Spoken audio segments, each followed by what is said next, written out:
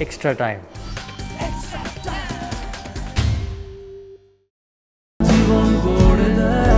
John's Telegraph makes your life.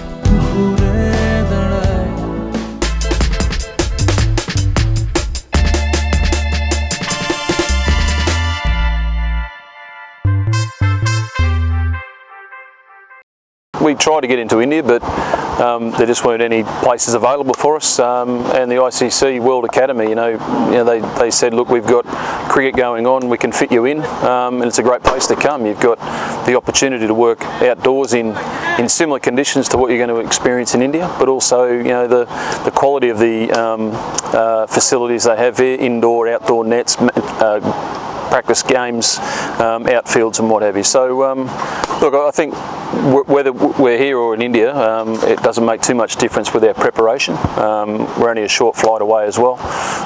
We're adjusting to the time zones, adjusting to the heat, adjusting to the conditions. So look, it would have been nice to be in India, less travel, but it is what it is, and we're here making the most of what we got, and we're enjoying ourselves.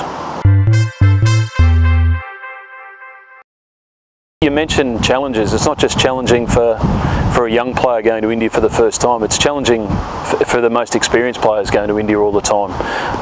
Not many teams in world cricket go to India and beat India. So, regardless of our experience, our inexperience, I'm just excited by the challenge.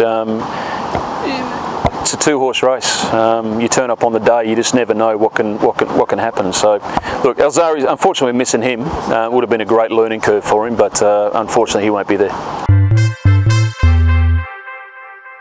Look, I think we've improved a lot in Test match cricket. Our culture, our standards have risen, which I think if you don't have strong culture, you don't have high standards, your standards do drop. Your playing ability drops.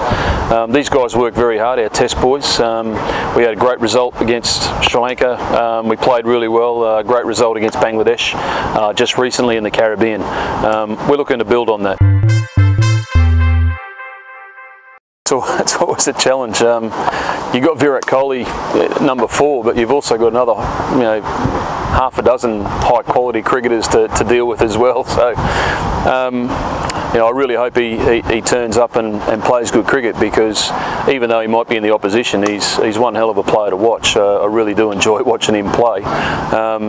However, if he doesn't score the runs that he's capable of, I'll be also very happy. Our players, they've played him before. They played him in the West Indies. It's different this time in his own backyard, where he's very, very obviously very good. And hopefully we can upset him with a few plans that we throw at him. As I said before, we've got extreme pace. We've also got good spin variation.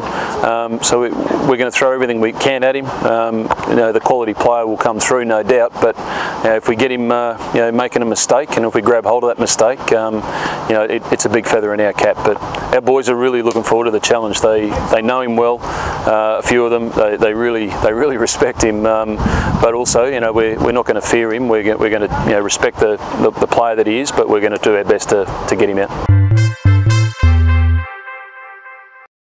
Well, one thing that they've got to understand too is that Chris Gayle is probably one of the greatest T20 players the world's ever known. The most runs, what have you. But before he played 20 over cricket, he played 100 Test matches, and that gave him the ability to understand his game, to be able to adapt to certain conditions and to certain formats. So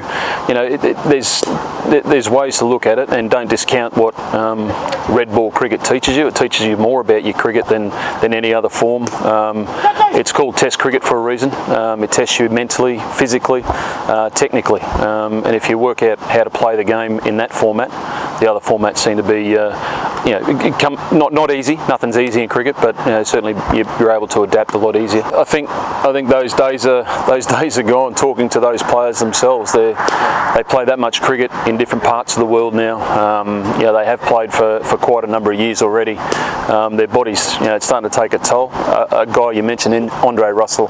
The way he plays his cricket, he doesn't play at a half tilt, at 50%. He plays 120% all the time, and to be able to maintain that through Test cricket, one-day cricket, and 20-over cricket's pretty tough, considering the workload and the type of player he is. So, it is what it is. We can't, convince players that they have to play this game. They've got to want to play it. If they don't want to play it, well, there's no point forcing them.